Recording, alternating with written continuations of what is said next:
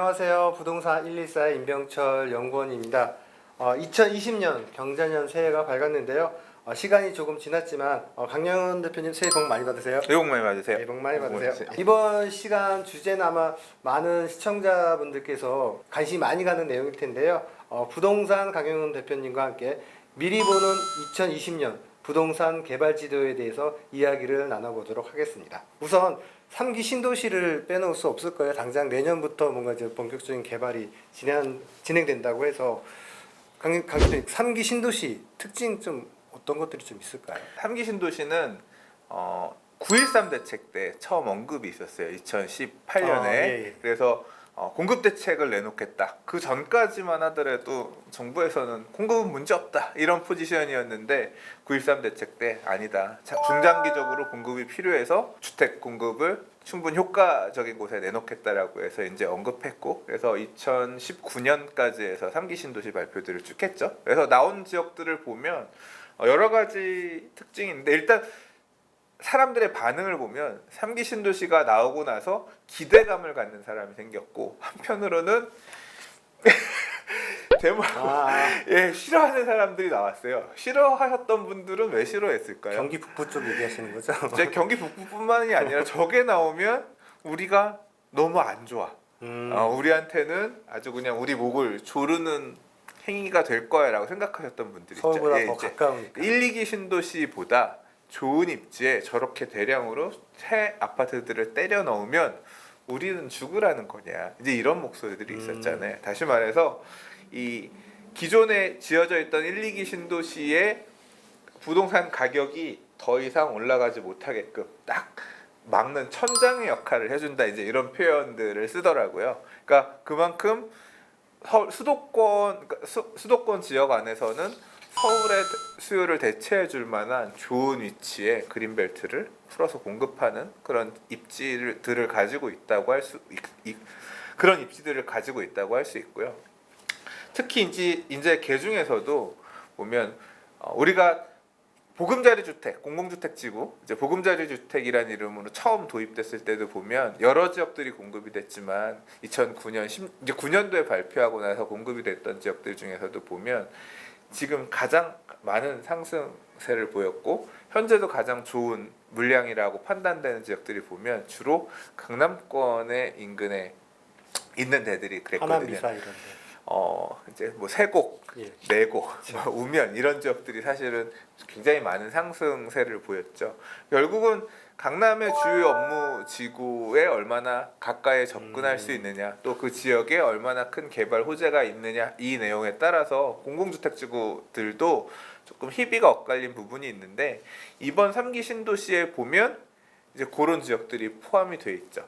소위 말하는 강남 대체라고 생각할 수 있을 만한 그런 입지를 가지고 있는, 가장 관심 높은 지역은 과천이라고 할 수 있고, 물량은 많지 않아요. 근데 과천이 3기 신도시 포함된 것들, 그리고 하남 교산 같은 경우도. 예. 그래서 이 두 지역은 되게 웃긴 게, 여기 들어가겠다고 지역 1순위 청약통장을 만들기 위해서 높은 전세를 감안하고도 이제 거주하면서 지역 1순위 받겠다. 전세 가격이 2019년 하반기에 그 지역의 전세 가격이 올라가는데 단초가 되기도 했었던 그런 지역이기도 하고요. 이런 물량들이 일단 있고, 뭐 이 외에도 다른 지역들도 일단 관심들이 있고, 그리고 또 하나는 딱 그 지역의 주택 공급이, 그러니까 공공주택 지구들 중에서 보면 약간 뜨문뜨문한 데들도 있긴 있거든요. 근데 그게 아니라 기존에 뭔가 기공급되었던 물량들, 인프라들이 어느 정도 있어서 이 3기 신도시가 공급이 되면서 전체적으로 이렇게 좀 판이 커지는, 이제 그런 입지들도 되게 신경 썼어요. 그러면서 그 안에 자족 용지들도 좀 공급에 대한 얘기들을 해서 그 지역의 중심지로 커나갈 수 있는 그런 역할들도 어느 정도 좀 고려한 것 같고요. 그리고 3기 신도시 발표할 때는 신도시 발표만 얘기를 한 게 아니라 교통망 개선에 대한 부분들을 되게 비중 있게 얘기를 했거든요. 교통망 개선이 되면서 서울 접근성, 주요 업무지구 접근성이라든가 이런 부분도 좋아질 거다, 이런 부분을 되게 어필하면서 수요를 억제하려고 한 거죠. 그러니까 여기 나중에 분양 받으시고 기존 주택 사지 말고 좀 기다려주세요, 이런 메시지를 전하려고 한 거다 보니까 교통도 되게 개선이 된, 뭐 광역 GTX라든가 아니면 그 외 도로교통망에 대한 언급도 있었기 때문에 교통망 얘기를 예. 하셔서 드리는데 하남 교산지구가 보니까 그 지하철 3호선 연장이 들어간다고 하더라고요. 이 강남도 가깝고 네. 또 이게 뭐 세종 포천 고속도로 그리고 뭐 서하남로 확장 사업도 진행된다고 해서 이쪽도 좀 어쨌든 교통 여건도 좋아지고 네. 또 강남 접근성도 좋다 보니까 과천에 이어서 이쪽도 지역들도 좀 수요자들이 관심을 갖지 않을까. 그러니까 하남 전세 가격이 오르는 영향이 있지 않았을까? 예. 또 한 가지는 이게 내년부터 상기 신도시가 이제 본격적으로 개발되잖아요. 네. 어찌 보면은 토지 보상금이 언제 풀릴지는 모르겠지만 과거에 보면 토지 보상금 풀린 것들이 멀리 재투자되는 게 아니라 주변 지역에 투자가 많이 되더라고요. 그런 점도 주변 지역에는 어쨌든 호재로 작용하지 않을까 예상돼요. 네, 사실 이제 그 부분은 저도 잘 모르겠어요. 그러니까 누가 어디서 토지 보상을 받고 어디 가서 뭘 샀느냐 이것까지는 제가 뭐 자료를 통해서 보거나 인지한 부분은 아니라서 말씀하셨던 것처럼 지난 텀에도 계속 뭐 예를 들어 판교라든가 아니면 광교라든가 이런 식의 신도시가 지어지면서 토지 보상 대규모 토지 보상이 이어지면 인근 지역에 수요로 넘어와서 그 지역의 부동산 가격이 올라가는 그쵸. 어떤 원인으로 작동했다 이런 얘기들을 통계로서 얘기해 준 경우가 있는데 누가 어디 와서 뭘 샀는지까지는 그쵸, 잘 그건 알수 모르겠어요. 근데 그런 경우는 생각해 볼 수 있잖아요. 야, 내가 이번에 100억을 뭐 받았어. 예. 그럼 이제 뭐 살까? 저한테 주면 저는 뭐 서울 안에 뭐 핵심 지역 사실 100억 갖고 서울 안에 핵심 지역에 빌딩을 사거나 하기는 어려울 것 같은데 뭐 기왕이면 그러면 안전자산이라고 할 수 있는 서울 안에 뭐 자금 출처도 확실하잖아요. 그러니까 뭐 비싼 아파트 또는 뭐 압구정 현대 아파트 한 채 사놓을까? 이런 식으로 작동할 수도 있잖아요. 그러니까 좀 앞으로도 가치가 유지가 될 만한 똘똘한 거 한 채 사자 이런 움직임으로 간다면 어떤 초고가 주택 시장 뭐 이런 쪽의 수요에서 불안할 요소로 작동할 부분은 있지 그럴 수도 않나 있겠네요. 생각해요. 이게 또 토지 보상금 풀리면 또 집값 올라가는 건 또 그런 영향에도 그래서 사실 영향이 있다 없다고는 할 수 없다. 그러니까 자꾸 정부에서도 신도시 토지 보상할 때 주택이 현금으로 보상 안 하고 이제 다른 형태로 보상하려고 그런 부분을 늘리려고 되게 하잖아요. 예. 대토 보상 많이 하려고 하고. 예. 아까 저기 말씀하신 것처럼 이제 광역 교통망 정부에서 좀 늘리려고 하잖아요. 지난해 정부가 이제 광역 교통 비전 2030이라고 해서 발표를 했는데 보니까 수도권 주요 지역을 이제 광역 교통망 거점을 만든다고 하더라고요. 그 대상 지역이 이제 삼성역하고 여의도 이쪽이더라고요. 어떻게 좀 보세요? 근데 삼성역 주변으로 이 교통을 다 몰아서 이 지역이 이제 광역 중심지로 커나가는 부분에 대한 거는 뭐 작년에 그 발표가 있기 전부터 이미 다 알고 있었죠. 그쵸, 그거는 뭐- GBC에서부터 그래서 삼성역 주변이 어마어마하게 변할 것이다라는 기대감은 벌써 수년 전부터 있어 왔죠. 보니까 이게 GTX A 노선, 네, C 노선도 들어가고 AC가 들어가고, 그리고 삼성 동탄 급행철도 네, 아직은 불투명하지만 의뢰 신사선 뭐 이런 것도 들어가고 한 6개 정도의 철도 노선이 삼성역 일대 네, 된다고 하더라고요. 더군다나 여기 그 뭐죠? 아까 말씀하셨던 삼성동 코엑스하고 잠실 운동장 일대 개발하는 국제 그 복합지구도 개발한다고 하면 어쨌든 이들 지역도 핵심 지역으로 꼽히지 않을까. 이 제가 이제 부동산 많이 투자하려고 보시는 분들 이런 분들 그러니까 이 강남권의 주택을 소유하고 있으면서 어디로 갈아타야 될까 이런 거 고민하는 분들 중에서 2019년 상반기에 제가 제일 많이 들었던 아파트가 음마 아파트예요. 그러니까 이거저거 고민하니까 그러니까 그 지역이 성장할 수 있는 호재 등을 포함해서 지금 주어진 가격에서 비해 가장 튀어 올라갈 곳이 많은 데가 어디냐라고 얘기를 여기저기 들었을 때 설득력 있어라고 들렸던 지역이 이제 대치 음마아파트거든요. 물론 이제 사업 추진하는 과정에서의 걸림돌은 있었지만, 근데 그런 판단들을 그분들이 하시는데 결정적으로 작동했던 부분이 저는 이 말씀하셨던 삼성역이 광역 중심지로, 교통 중심지로, 광역교통 중심지로 복합 개발되고 이제 뭐 GBC라고 하는 것도 저는 어마어마할 거라고 생각하거든요. 개발이 된다고 예. 하면. 예, 그렇기 때문에 또 요거에서 끝나는 게 아니라 잠실에 이제 조성되는 국제 교류 복합지구 예, 그 부분까지도 포함을 해서 굉장히 그러니까 2020년 이후에는 이 강남 안에서도 또 굉장히 큰 무게감 있는 한 축으로 성장할 것 같아요. 워낙에 다양한 개발 계획들이 잡혀 있기 때문에. 그래서 그 배후에 만들어지는 살기 좋은 주거 지역 이런 곳들에 대한 관심이 그렇죠. 되게 선수들이 이미 계속 주목해서 보고 있었죠. 예. 언제 되느냐의 문제죠. 저희만 아는 게 아니라 네네. 저 방금 말씀하신 선수라는 분들은 다 알고 계십니다. 그렇죠. 이제 선수라고 하는 게 막 이렇게 투기 이런 그렇죠, 개념보다는 갈아타기를 할 때 지금 좋은 곳에 살고 있는데 내가 다음 터면은 어디로 바꿔 타야 될까 이런 선택지로 생각을 할 때 이제 그런 지역들을 보셨던 거죠. 또 한편으로 보면은 이제 서울 서남권에서는 GTX B 노선이 지나가는 여의도도 좀 기대가 되는 지역으로 좀 볼 수 있을 것 같아요. 지금 현재 이제 지하철 5호선, 9호선 지나고 있고 네. 이제 2019년에 착공했던 신안산선이 신안산선도 들어오죠. 2024년에 완공돼서 들어갈 거고요.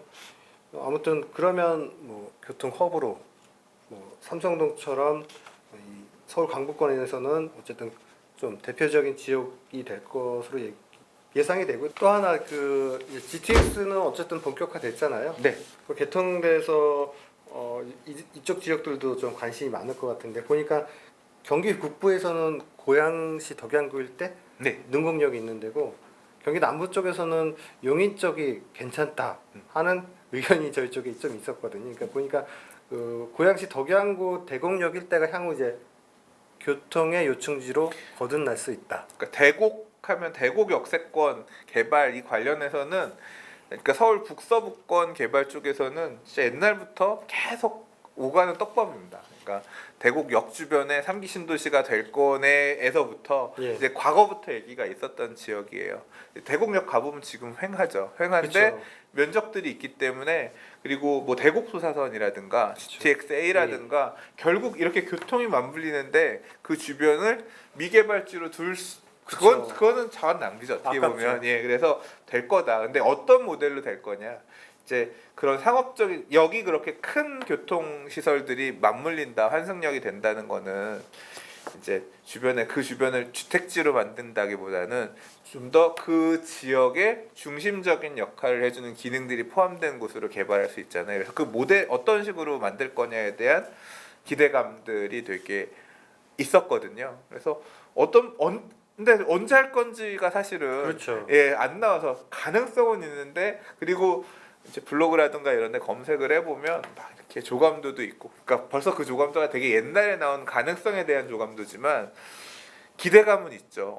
어떤 모양으로 만들지 언제 여기 칼을 빼서 할 거냐 궁금하죠. 작년 2019년에도 아시는 몇몇 분들이 이 능곡역 어떠냐 네. 주변에 아파트 투자해야 되냐 이런 질문들이 있긴 있었어요. 그래서 저한테도. 2019년에 이 대곡역에서 조금 내려오면 능곡 뉴타운이라고 있어요. 예. 능곡 뉴타운이라고 있고 능곡 1구역이 분양을 했잖아요. 분양가 때문에 말이 많았지만 결과적으로 분양을 끝냈잖아요. 그리고 이제 2020년에 그 바로 옆쪽에 보면 능곡연합 재건축 있거든요.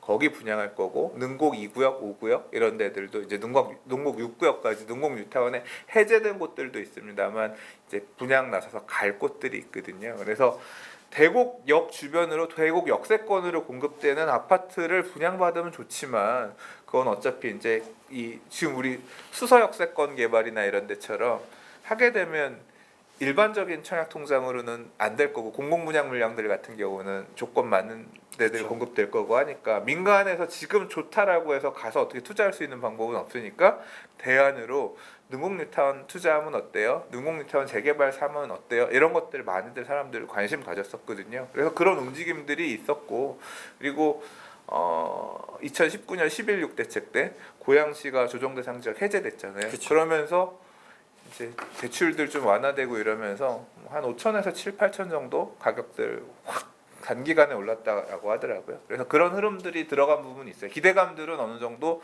있는 상황인 것 같고요. 그리고 뭐 대곡 역세권이 개발이 되면 그러니까 이 고양 쪽에서도 서울에 인접해 있는, 그러니까 서울 서부권에 인접해 있는 고양 쪽에서도 보면 덕은 도시개발사업, 덕은지구라든가 덕은지구. 향동지구라든가 이제 이런 지역들이 기분양해놨던 아파트들 굉장히 많이 올랐어요. 덕은은 아직 이제 분양만 하고 아직 전매는 안 되지만 향동 같은 경우는 가격들 되게 많이 올랐고, 또 인근에 창릉 신도시, 3기 신도시 예. 공급되는 부분까지 맞물리면 이렇게 서울 서부권이 이렇게 되게 두터워지는 그런 역할을 하면서 그 안에서 그 지역의 중심지로 이 대곡역 주변이 되게 발전할 것 같아요. 참고로 이제 대곡역은 현재 지하철 3호선하고 경의중앙선이 지나고 있고, 강 대표님이 말씀하신 것처럼 대곡 소사선하고 GTX-A가 예.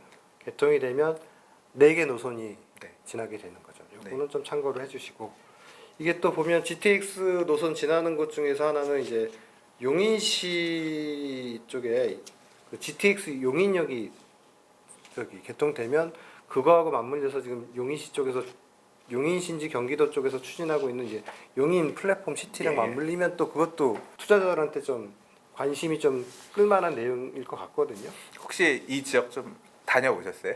저는 갔어요. 예. 구성역이 거기잖아요. 에버라인.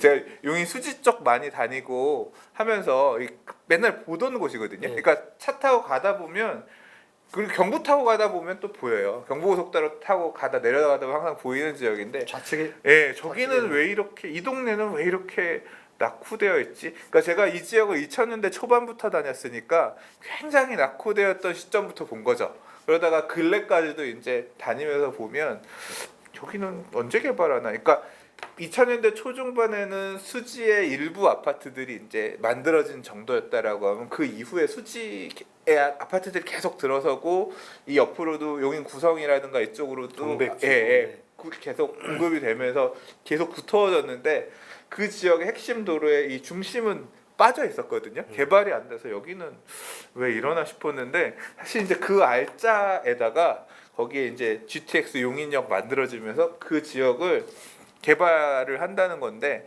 이제 개발의 모델 자체는 집을 때려 짓겠다는 아니고 GTX-A 역과 맞물려 가지고 그 지역의 핵심적인, 이 지역의 중심지가 될 수 있을 만한 그런 시설들을 집어넣고 이제 주택도 같이 넣겠다예요. 근데 이 면적이 꽤 넓어서 주택만 대략 한 11,000세대 정도 지을 수 있나 예. 보더라고요. 그래서 지금 그러면 사실 이제 이 세부 개발 계획이 어떻게 되느냐에 따라서 주택 세대수라든가 아니면 이런 부분들은 조정이 되겠지만, 생각보다 큰 사업일 수 있을 것 같고요.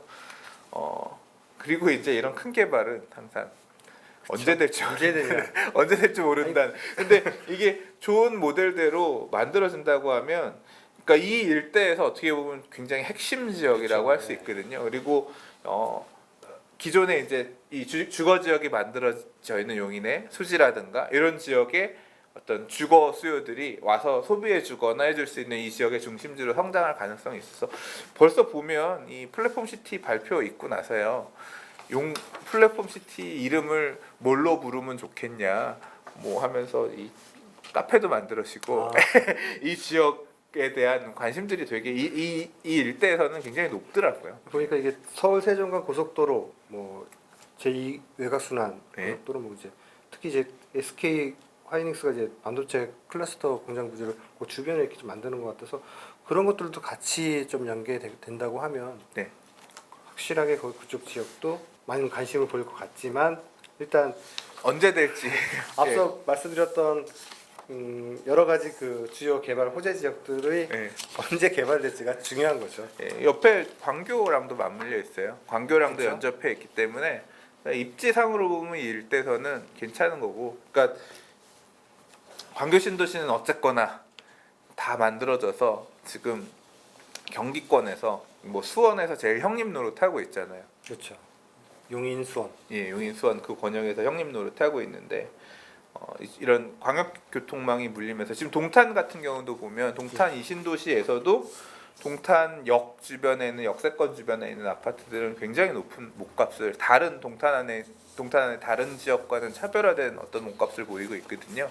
그래서 만들어진다고 하면 되게 이 지역 안에서는 시장을 어우르는 아주 형님이 되지 않을까. 다시 한번 근데 말씀드리지만 예. 언제 개발되냐 이 네. 속도가 이게 중요한 거겠죠. 이게 지금 하나하나 말씀드렸던 것들은 새로운 정보가 아니잖아요. 네, 그렇죠. 기존 애들도 많이 언급됐고 아시는 분들은 다 아시는 내용이라서 정말 새롭고 정말 투자 가치가 높다 이렇게 단정져서 말씀드리기는 어렵지만 아무튼 오래오래 관심을 두고 보셔도 괜찮은 지역이다 그러니까 정도는 말씀드릴 수 있습니다. 말씀하셨던 것처럼 개발이 언제 될지는 모르지만 그렇죠. 이 지역에 이렇게 굉장히 중요한 큰 점이 하나씩 쾅쾅 찍히는 그런 지역들, 그 지역을 이제 이제까지 그런 시설이 없었던 다른 지역 수준으로 약간 좀 레벨업 시켜주는, 우리 게임에서 버프 이런 얘기 하잖아요. 버프요? 예, 버프, 예, 좋은 기운을 이렇게 좀 아. 많이 이렇게 깔아주는 그런 역할을 해주는. 그러니까 지금은 어차피 이런 지역에 투자하고 싶어도 또는 이런 지역에 주택을 사고 싶어도 분양을 안 하고 시간이 걸리기 때문에 안 되는 거고, 그러나 이게 성공적으로 잘 마무리된다고 하면 주변 지역에는 좀 훈풍이 될 수 있을 만한 개발 사업이 아니겠느냐 생각이 됩니다. 네, 지금까지 부동산 강영훈 대표와 함께 미리 보는 2020년 부동산 개발 지도를 함께 살펴봤고요. 다음 시간에도 보다 유익한 내용으로 찾아뵙겠습니다. 감사합니다.